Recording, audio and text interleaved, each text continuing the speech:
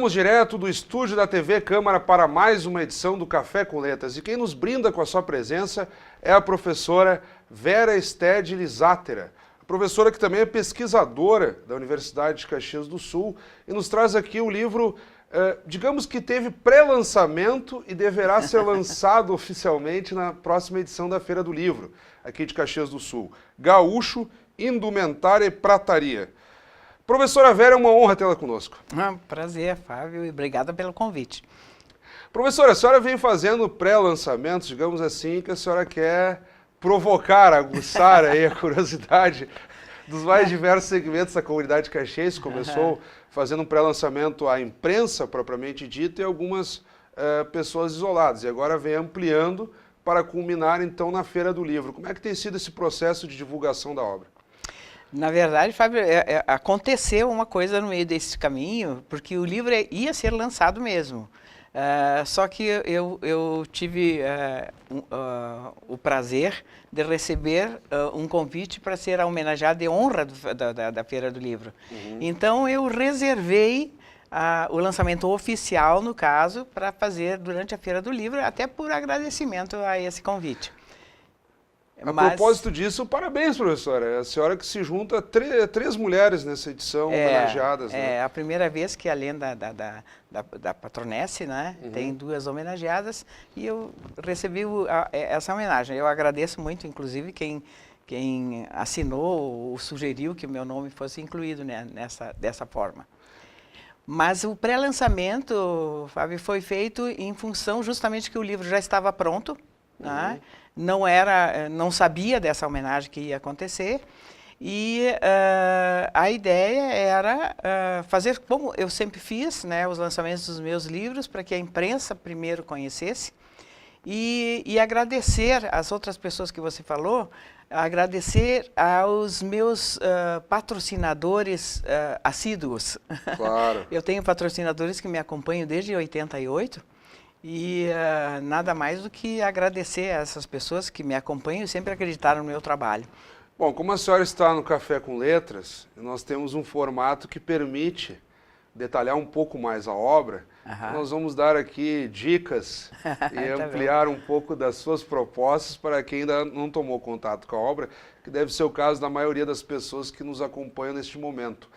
A senhora faz uma divisão bastante rigorosa do ponto de vista histórico, para caracterizar o ambiente e os condicionantes que influenciavam no gaúcho. Primeiro, de forma bem remota, os índios. Sim. Depois o gaúcho, propriamente dito, isso percorrendo lá de meados do século XVII, quase que praticamente a atualidade. E depois a senhora vai entrando, então, especificamente na vestimenta. E eu achei muito interessante, lendo a sua obra, que a senhora refere, o gaúcho ele é um forte, ele é um resistente, ele é um andarilho, ele faz a atividade campeira. Eu lembrava lá das obras do Euclides da Cunha, quando falava dos sertões do nordestino como um forte. E naquela trilogia fantástica do Euclides da Cunha, tem dado um momento que ele compara o nordestino com o gaúcho. E ele fala o seguinte, o nordestino ele fica no litoral e ele só extrai da sua propriedade rural, tanto que ele tem lá a figura do capataz, do homem que cuida da sua fazenda, ele basicamente vai lá ou a passeio ou recorre à lucratividade da sua fazenda. E depois ele fala, o gaúcho não. O gaúcho ele mora na sua fazenda, ele faz grandes almoços, ele faz a montaria, ou seja, a vida do gaúcho está na sua propriedade rural. Então, além de ser um forte, o gaúcho fica na sua propriedade e a senhora contempla essa parte já no momento final do século XIX, ali na última quarta parte do século XIX. Então, eu gostaria que a senhora começasse caracterizando as curiosidades dessas diferenciações que a sua obra procura contemplar, pelo menos sob a minha ótica. Sim. Bom, primeiro te parabenizo, tu leste a obra. O que ocorre é o seguinte, na investigação que eu fiz, que começou lá em 88 e vem vindo, passou uma bibliografia imensa pelas minhas mãos, principalmente no início de Uruguai e Argentina, porque o Brasil sempre tem que se colocar dessa forma. Quando eu comecei a fazer a pesquisa, o Brasil estava carente de bibliografia. tinha bibliografia, alguma coisa, em bibliotecas privadas. Eu tive a chance, e hoje eu agradeço muito, de ser premiada com a oferta de visitação das bibliotecas privadas do Barbosa Lessa, do Paixão Cortes e do Antônio Augusto, no Brasil. Naquela ocasião, existia bibliografia, mas era escassa, no sentido de pesquisa real, né? Era alguma panfletagem que o Instituto Folclore fazia, mas nada assim de tão concreto e tão amplo quanto eu queria fazer. Eu, sendo acadêmica, eu tive um pouco de dificuldade até de chegar nessas pessoas que eram mais folclóricas, vamos dizer assim, dentro do aspecto folclórico da coisa. Do centro de tradições, esse tipo de coisa. Eu não participava desse tipo de coisa. Até hoje não participo. Eu conheço, estou bem relacionada, mas eu não faço parte dessa turma que todo fim de semana se agrega, se junta e faz... Ou seja, os rodeios, exatamente. as festas. É claro que eu vou visitar, mas eu não faço parte do grupo. Claro. Tá? Então, essa era uma dificuldade que eu tinha. Então, o que ocorreu foi o seguinte... que tanto começando pelo Barbosa Lessa, e depois pelo Antônio Augusto, e depois pelo Paixão, eu fui recebida naquilo que eu chamo do clube de bolinha. Porque naquela ocasião, de 88 até 90, 92, eu era a única mulher que estava querendo conhecer o gaúcho, como um todo, né? E era a única mulher e a única acadêmica que estava se dedicando a esse tema. Nós não tínhamos nenhum professor acadêmico que estava se envolvendo com essa questão, principalmente na questão indumentária. Como eu era, e até hoje sou especialista em vestuário tradicional dentro da nossa Universidade de Caxias do Sul, vamos dizer assim que abriu-se uma porta com essas 3 personalidades brasileiras para que eu conhecesse melhor. E também fui orientada na questão assim, olha, isso é diferente daquilo, a bombacha é assim, é assado. O gaúcho era chamado de valente, de gaúcho, de uma série de coisas, que tem mais de 30 denominações que vão variando, né? E depois ele se torna aquele gaúcho que nós conhecemos hoje, que é o residente do Rio Grande do Sul, né? Porque todos nós somos gaúchos hoje, né? Não tem mais aquela conotação do gaúcho de bombacha cavalgando, né? Então, esse foi um panorama que me ajudou muito a perceber o que era a conduta, os usos e costumes do gaúcho. Né? Então, esse foi o meu começo, vamos dizer assim. Né? Claro. E eu estava deslumbrada com o caráter dessa pessoa, dessa personalidade, nem é uma pessoa, né? Dessa personalidade. Eu tive também, sob a orientação do Barbosa Lessa, principalmente, o contato com Fernando Assunção, do Uruguai, que hoje, e eles também achavam e acham, que era o Papa, no sentido de conhecimento sobre o gaúcho, né? Claro. Era, vamos dizer assim, o sinalizador. Se o Fernando aceita, é o bom. Se o Fernando acha que não é, não é. Né? Tá? É mais ou menos isso. Claro. Né? Ele era, na época, o diretor do Museu del Gaúcho, em Montevidéu, e também me recebeu muito bem. E aí o quarteto dos meninos ficaram com uma menina, que era eu. Por isso que eu digo que eu tive a felicidade de entrar no Clube do Bolinha. Mas professora, e nesse cotejo, insistindo ainda, a senhora pega muito a influência do meio sobre o homem, né? Fazendo aquelas comparações literárias, quando a senhora trata do gaúcho, que faz as apostas, no jogo do osso, no truco. Sim. Tá lembrando lá do Capitão Rodrigo, do Érico Veríssimo. É que a literatura toda, depois que tu lês mais de 100 livros sobre o assunto, claro.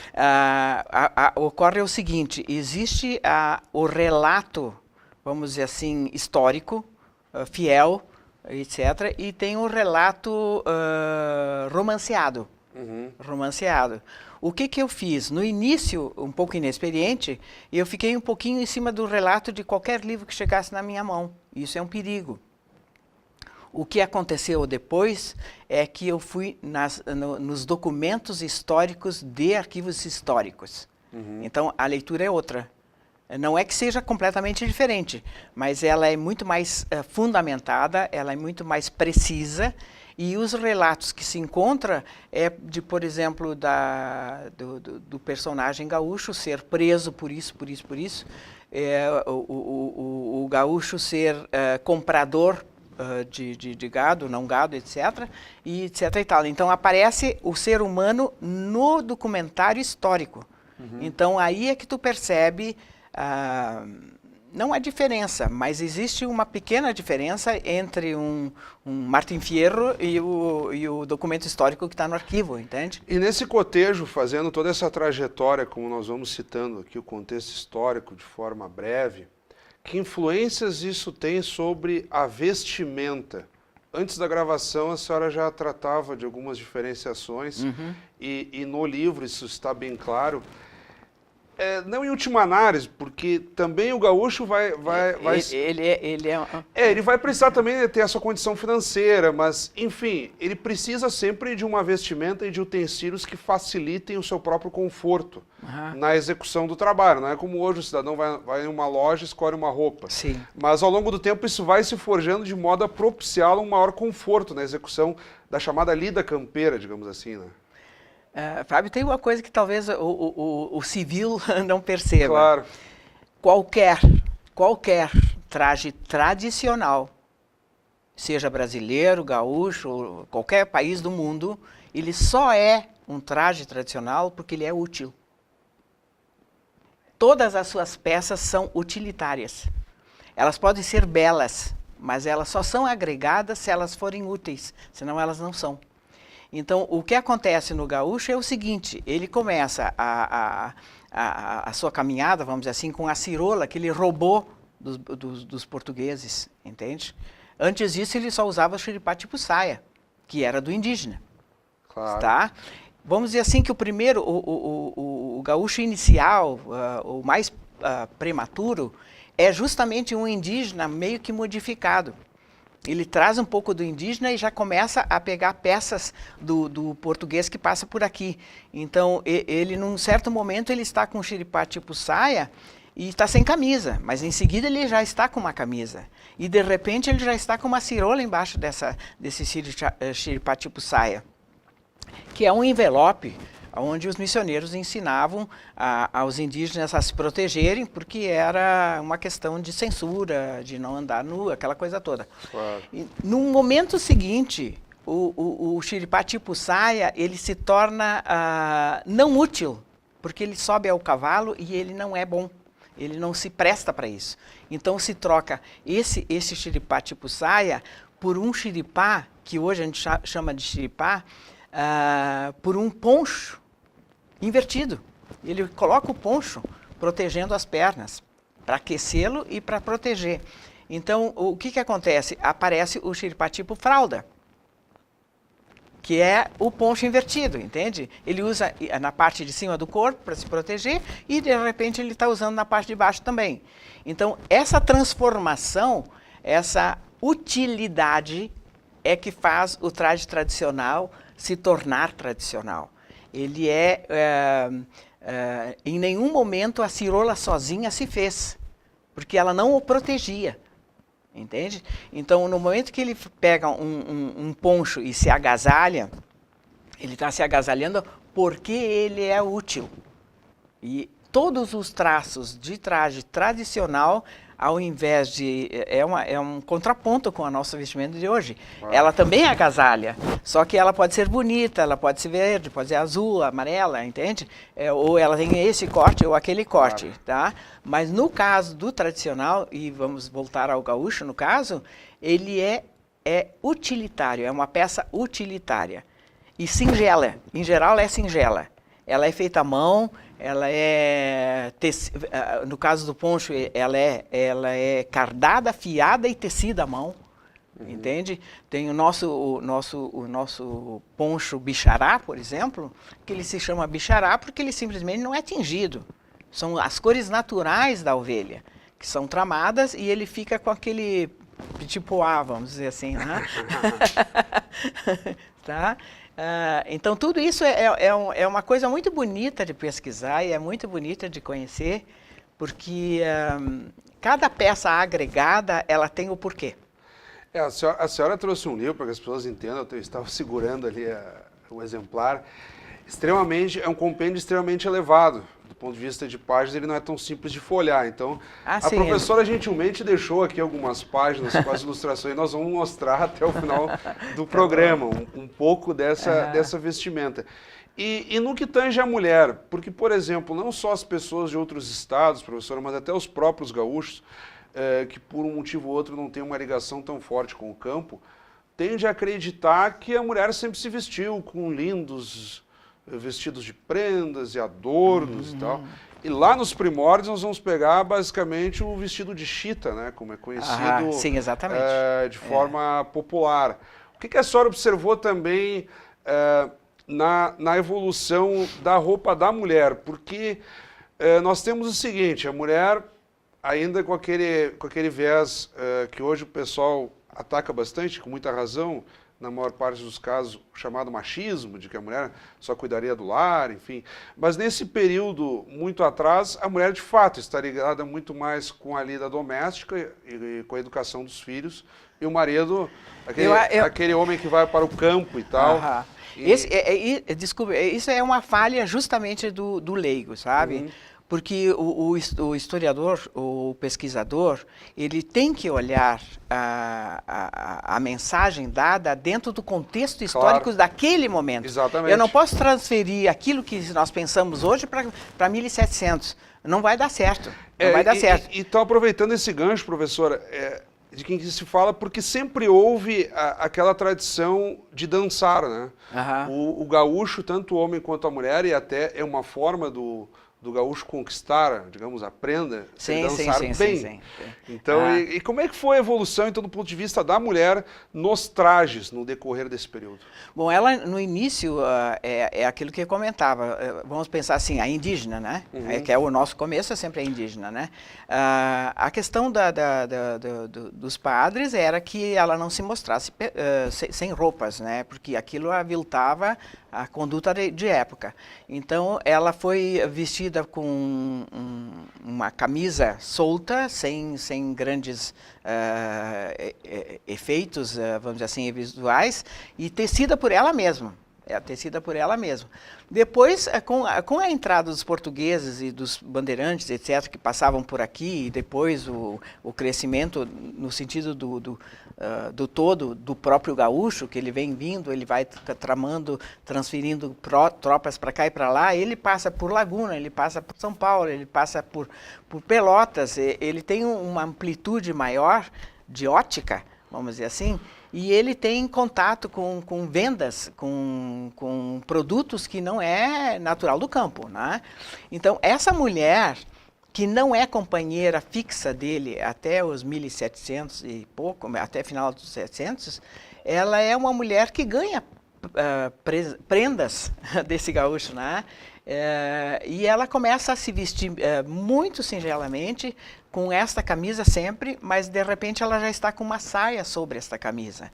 Então, num primeiro momento, se tu abrires o livro na aba inicial, você vai ver que ela está com uma camisola que não é camisa curta como hoje a gente usa, e sim até o joelho, e sobre ela está com uma saia vermelha em geral, né? Está? Vamos pegar aqui até o da nossa ali produção. Tu tens Eu acho que aqui ajuda. Ela já tem a evolução. Antes de iniciar, até o índice tem uma trajetória que basicamente responde à minha pergunta, senhora. Exatamente. Começa lá com, depois ela grosso modo, a camisola, ou a camisa. É uma camisola, porque a camisa vem até o joelho. E depois vem para os trajes mais sofisticados. Exatamente. Então, o processo dela foi também com a evolução vamos dizer assim, do contato do próprio gaúcho com os centros mais importantes da época e com os vendedores de tecidos e etc. e tal. Isso vai incrementando. E claro, no momento em que ela entra na sua própria casa, porque até um certo momento ela não tem a casa. Aquele gaúcho andarilho fixa a residência e por conta disso ele também tem uma prenda, e aí constitui família, digamos exatamente. Mas antes disso, tem postos isolados no campo, aonde são vendidos tecidos, etc, etc. Então ela também vai evoluindo muito devagar até chegar nos 800, quando ela está realmente usando saia e casaco, casaquinho no caso, está, que já é uma pequena interferência de Porto Alegre que está chegando no interior. Tá? Mas é uma evolução muito mais delicada. Eu sempre comento que no Brasil nós temos 2 trajes tradicionais bem importantes. Eu não estou falando que os outros não sejam interessantes, mas que são bem importantes. Nós temos a baiana e nós temos o gaúcho. Você nunca ouviu falar de como é que o baiano se vestia perante uma baiana. Você não ouve falar como é que a mulher gaúcha se veste perto de um gaúcho. O gaúcho é o importante e a baiana é o importante. Não estou desmerecendo ninguém. Apenas é uma conduta natural que eles se projetam mais. Ele é o centro expositivo, vamos dizer assim, do Rio Grande do Sul. Ele é o cara. Claro. Entende? Ele é o personagem. Ela é apenas uma acompanhante. Então, não é que ela não seja importante, mas ela tem uma vida muito singela e que ele a ofusca. Ele a ofusca. E não é desmérito isso. Eu acho que isso é uma coisa de época e que hoje nós estamos compensando com uma série de outras coisas, na questão feminista, vamos dizer assim, né? Claro. E, bom, a senhora presta esse serviço no sentido de certeza. contextualizar a vestimenta da mulher também. E acredito que... Não, ela teve seu valor, mas eu digo assim, a nível de projeção, ele é o personagem gauchesco, ele é o cara do Rio Grande do Sul. Aqui nós temos algumas gravuras, e a nossa produção está mostrando, no decorrer do programa, aqui o gaúcho tomando mate, né? Isso é um clássico, aí vem desde a época dos indígenas, né? O cavalo. Sim, o cavalo sempre fez parte também. Conversando. E aqui tem um ponto interessante, que são as pratarias. Senhora, sim, esse é um outro capítulo que eu faço. A senhora citou de forma breve aqui na sua explanação os utensílios e tal. E aqui há um destaque específico às pratarias e ocupa boa parte do livro, inclusive pegando o início, em meados do século XIX, do século XX, desculpa, na parte inicial do século XX, as primeiras datas, produções da Eberle, a antiga metalúrgica Abramo Eberle de Caxias do Sul, produzindo utensílios de metal, propriamente dito, inclusive para o Exército Brasileiro. E a senhora dá conta também desses perfis, ou seja, o perfil caxiense, uma caxiense produzindo um livro em Caxias do Sul, então teria que puxando um pouquinho a brasinha. Teria que ter um enfoque, digamos assim, Caxias para o tradicionalismo. A propósito, estamos na capital dos CTGs, né? Exatamente. Mas, na verdade, Fábio, talvez tu não conheça todo o meu percurso. Eu já tinha feito um livro sobre prataria gauchesca há bastante tempo atrás. E o que, na época, eu tinha conseguido era mais informações sobre o Uruguai e a Argentina e que o Brasil adotava. Então, eu consegui entrar em coleções privadas bem importantes, principalmente de Buenos Aires, mas eu não conseguia fazer a presença gauchesca brasileira. Né? E, como eu te digo, uma pesquisa não acaba nunca, ela vai caminhando e conforme eu fui conhecendo outras situações, eu consegui, através de colecionadores também, brasileiros então, de documentos de 1907, 1908, 1928, etc., sobre a metalúrgica Abramo Eberle.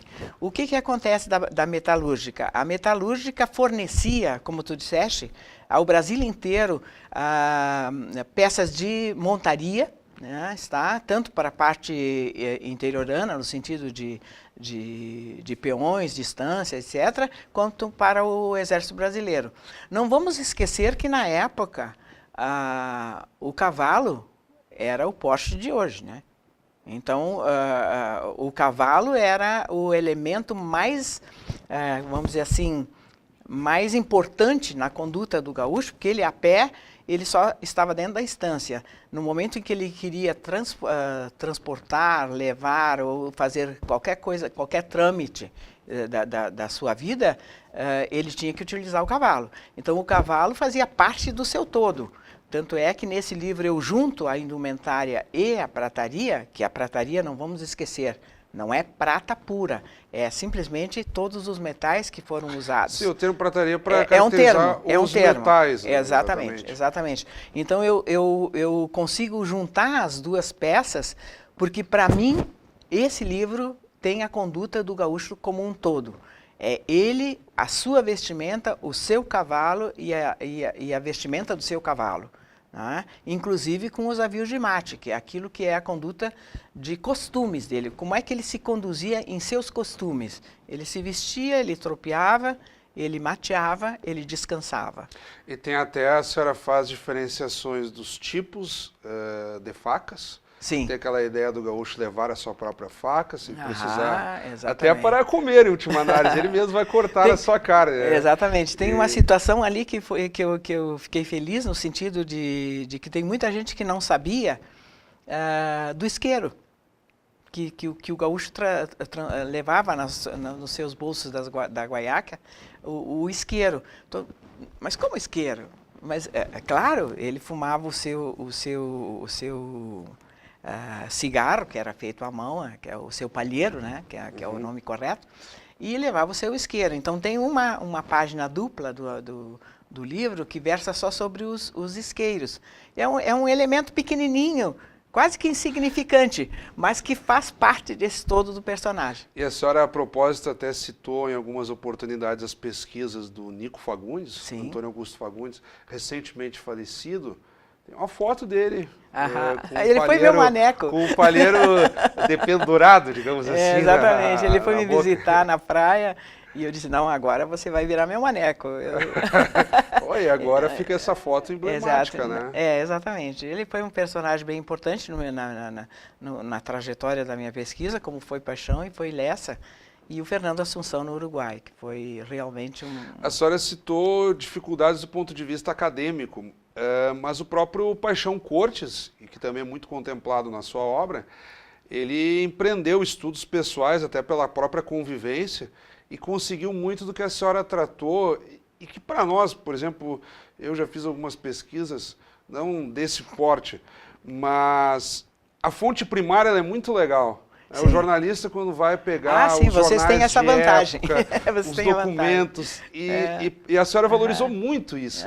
A pesquisa primária. Muito do esforço que o Paixão Cortes empreendeu só existe por causa disso. Ele foi lá, daqui a pouco uma família que não dava bola para uma documentação que acabaria indo fora, ele foi lá e resgatou, e descobriu diversos tipos de danças, de trajes, que é o que lhe interessa aqui. Quando eu falo acadêmico, eu não estou desmerecendo os produtos. Claro, claro. Acontece que eu estava afiliada e anexada a uma universidade. É nesse sentido o acadêmico que eu falo, né? E o sistema de fazer a pesquisa acadêmica é uma forma diferente da outra. Exatamente nessa direção. A senhora está valorizando, inclusive, o esforço desses tradicionalistas que permitiram que a senhora pudesse pesquisar. Exatamente. O Paixão, por exemplo, a pesquisa dele inicial, não hoje, mas na inicial dele, ele vasculhou nos baús, propriamente dito. Ele vasculhou a peça como peça dentro de um contexto natural, dentro de uma fazenda, dentro de uma entidade onde tinha peças guardadas.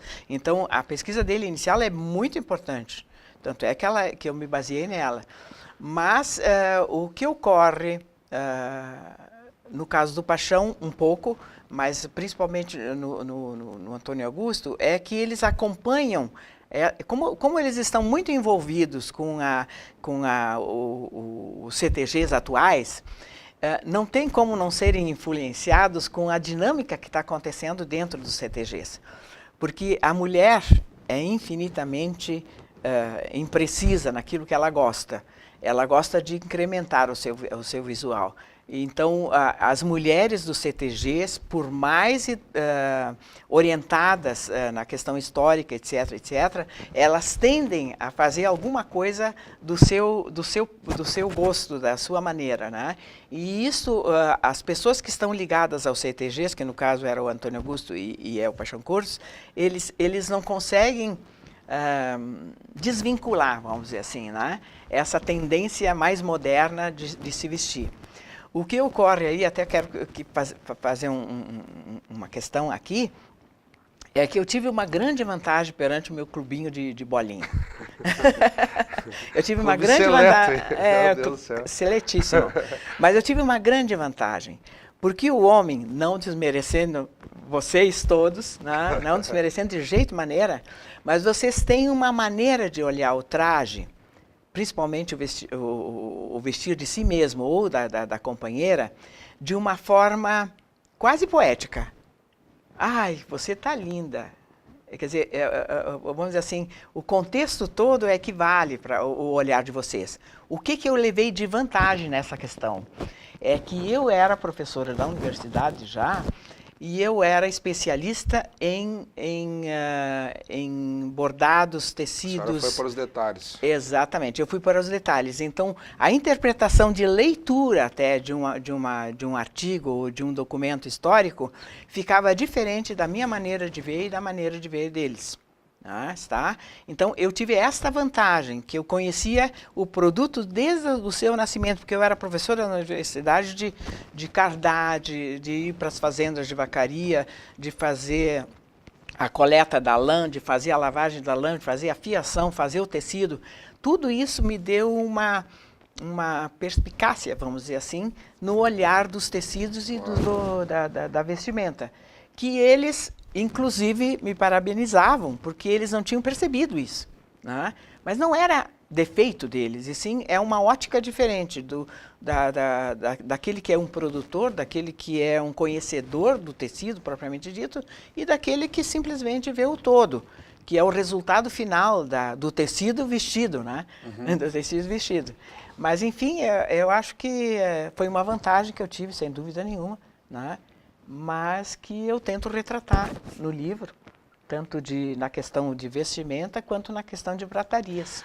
Professora, que caminhos então nós vamos tomar? Nós estamos um pouco além do tempo. Agora o assunto, ele rende, eu como jornalista me senti muito provocado, até por outros textos, enfim, obras que eu acabei lendo sobre o assunto desse, com o passar do tempo, é muito interessante. Mas ainda... vamos tentar aqui fazer um fechamento. Nós tivemos um marco interessante na cultura gaúcha, que foi em 1948, digamos, aquele movimento propulsor inicial do chamado tradicionalismo gaúcho. Exatamente. Lá no Colégio Júlio de Castilhos, liderado pelo Barbosa Lessa, Paixão Cortes e companhia. Que então instituíram o movimento tradicionalista gaúcho. Estavam se espelhando no Uruguai. Com os seus CTGs, digamos assim. Exatamente. Isso provavelmente teve alguma influência na vestimenta e na rotina do gaúcho. Hoje em dia há críticas às pessoas que vão aos CTGs, como a senhora mesma falou.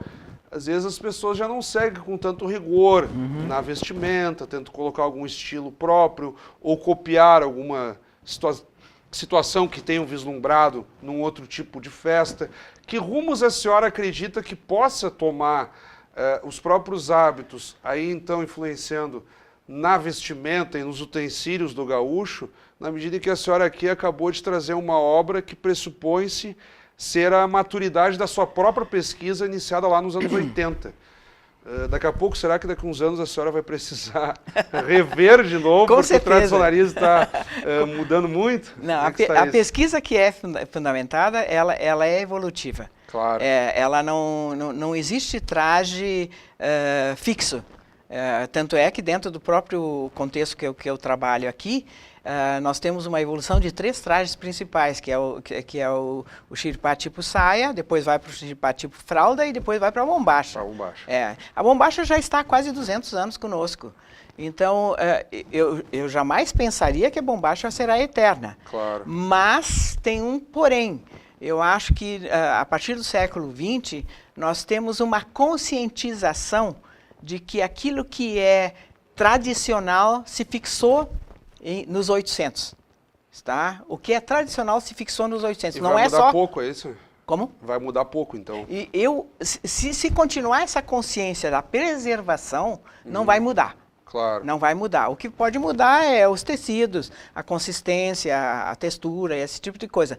Mas não vai mudar. Nós temos que distinguir aquilo que é repentino, aquilo que é meio modista, aquilo que é passável, que não permanece, que são os modismos. Como, por exemplo, entrevistando aí os patrões de CTGs e líderes do movimento, são muito críticos com relação ao chamado rock gaúcho. Com certeza. Aí depois há um retorno, aquela milonga tradicional. Exatamente. Música de novo raiz é a questão dos mesmo. 800, de novo. Então, se continuar a conscientização de que os 800 são o legado real do tradicionalismo, não vai mudar. Mas isso não é lei. Eu sempre digo que, para quem me pergunta, que pelo menos 30 anos tem que ser passados para ver se a modinha aquela permaneceu como tradicional ou não. Então vai ficar a provocação aqui, É, que uma na medida provocação. que a senhora traz um livro que se propõe a ser a maturidade da sua pesquisa, ele pode se tornar só o meio do processo. Exatamente, eu não tenho como saber isso, Claro. a não ser daqui 50 anos que você estará vivo ou não. Bom, Mas de qualquer estaremos todos nós aqui gravando de novo. Tá ok. Mas de qualquer forma é um processo lento e que só se fixa com o uso. E o uso só se faz na hora que o legítimo autor, o legítimo dono do traje, que no caso nós estamos falando do gaúcho, o personagem gaúcho que está na campanha, que continua usando o cavalo, que continua lidando com o gado de fato, é que vai nos dizer se essa moda vai mudar, se esse traje vai trocar ou não. Bom, professor, eu quero lhe agradecer imensamente. Obrigado pela oportunidade. O bate-papo foi muito interessante. De forma bastante breve, eu peço que a senhora se despeça. Nós já demos aqui boas dicas e problematizamos pontos muito interessantes do livro, melhor dizendo. E seja nos pré-lançamentos que a senhora fará, ou na própria Feira do Livro, lá em meados de outubro, novembro, bom, as pessoas poderão acompanhar de uma forma ou de outra o seu livro. Te agradeço a oportunidade. Só comento que realmente depois da Feira do Livro ele vai estar disponível em alguns pontos, Claro. que serão divulgados naquela ocasião. Então, Obrigada. Tá, mais uma vez, muito obrigado. Obrigada a você. Acabamos de conversar, então, com a professora Vera Stedley Zátera, ela que também é pesquisadora da UCS, a Universidade de Caxias do Sul. E nós tratamos especificamente do seu livro, em vias de ser lançado, vem sendo divulgado em Caxias do Sul, Gaúcho, Indumentária e Prataria. E como sempre, também convidamos a todos que continuem acompanhando a nossa programação. Até o nosso próximo encontro.